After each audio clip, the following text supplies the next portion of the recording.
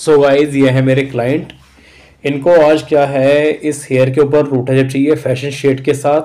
Plus इनके hair की condition देखे मैंने इनको ट्रीटमेंट सजेस्ट किया था कि आप मैडम अपने हेयर के ऊपर एक ट्रीटमेंट लें, तो नैनोप्लास्टिया ट्रीटमेंट हमारा फाइनल हुआ।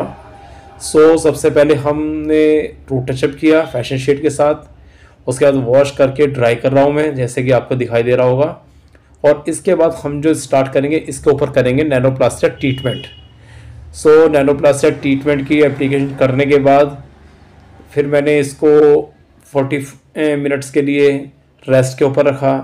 रेस्ट पे रखने के बाद फिर मैंने वॉश किया। वॉश क्या करते हैं कि मल्सीफाई करते हैं, शैम्पूशन में ले आकर 50 से 60 ml पानी लेकर उसको क्या करते हैं हम सर पे डालकर मल्सीफाई करते हैं, जो एक्स्ट्रा प्रोडक्ट हैं उसको निकाल देते हैं। उसके बाद हम टॉवल ड्राई करते हैं।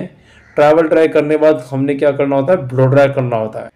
ब्लो ड्राई करते वक्त इस बात का ध्यान रखना है हमें कि हमारे ब्लो ड्रायर के ऊपर नोजल लगा हुआ हो और हमें वर्टिकल से है ना, हमें ब्लो ड्राई करना है सारे हेयर को सेक्शन बाय सेक्शन, एक के बाद एक पूरे सेक्शन पर हमने क्या करना है, ब्लो ड्राई करना है। ब्लो ड्रायर हमने स्मूथली करना है, रफनेस ना हो ब्लो ड्रायर के अंदर। जैसे एक हम नॉर्मल स्ट्रेट ब्लो ड्रायर करते हैं तो उसके अंदर क्या होता है, हम काफ़ी हैवी ब्लो ड्राई करते हैं, बट इसके अंदर हमें है ना क्या करना है, बहुत ही सॉफ्ट लेवल से हमने है ना इसके अंदर ब्लो ड्राई करना है, क्योंकि बालों के ऊपर ट्रीटमेंट लगा हुआ है हमारे, और ज़्यादा रफली करेंगे तो क्या होगा, ट्रीटमेंट ब्रेक होने के चांस होते हैं। सो इस बात का बहुत अच्छे से ध्यान रखना है आपने। पैडल ब्रश की हेल्प के साथ में आपने section by section blow dry करना है। उसके बाद प्रोसेस शुरू होता है हमारा आयरनिंग का। आयरनिंग भी हमने सेक्शन बाय सेक्शन करनी है। बस इसके अंदर ध्यान ये रखना है कि ये आयरन हमारा एक मेन पार्ट होता है पूरे ट्रीटमेंट का। जिस तरीके से और पार्ट्स हैं ट्रीटमेंट के, उसके अंदर सबसे ज़्यादा जो काम या सबसे ज़्यादा जो रिजल्ट हमारा फाइनल होता है वो आयरनिंग के ऊपर होता है। सो हमने आयरनिंग करते वक्त ज़्यादा जल्दबाजी नहीं करनी है, और आयरनिंग करते वक्त ध्यान रहे हमने फाइन सेक्शन लेने हैं। इतना सेक्शन लेना है कि अगर हम उसे अपनी हथेली पे रखें तो वो हमारी हथेली दिखाई दे रही हो। अगर आपको अच्छी खासी प्रैक्टिस है तो आप थोड़ा सा हैवी सेक्शन ले सकते हैं, बट अगर आप अच्छे से कर सकें तो, वरना फाइन सेक्शन लेकर आपने क्या करना है, आयरनिंग करनी है। अब ये क्या है, ये वॉश से पहले का, फाइनल वॉश से पहले का ये लुक है मेरे क्लाइंट के हेयर का। आप देख सकते हैं, आपने बिफोर लुक भी देखा है, और अभी मैं आपको दिखाऊंगा वॉशिंग के बाद का लुक। ये है वॉश के बाद का लुक मेरे क्लाइंट का। इसके अंदर वॉशिंग वाला कोई वीडियो ऐड नहीं है, सो इसलिए मैंने आपको ये क्लियर किया है कि कौन सा मेरा वॉशिंग से पहले का, कौन सा वॉशिंग के बाद है।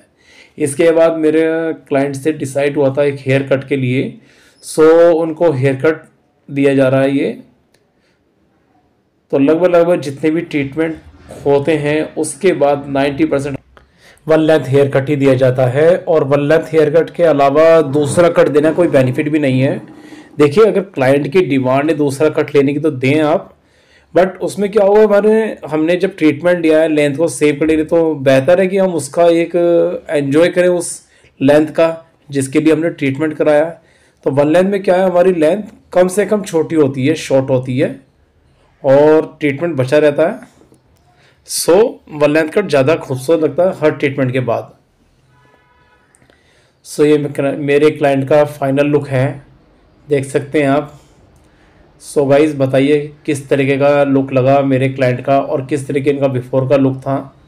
मैंने आपको बिफोर लुक भी दिखाया और अब ये आफ्टर लुक भी दिखा रहा हूँ।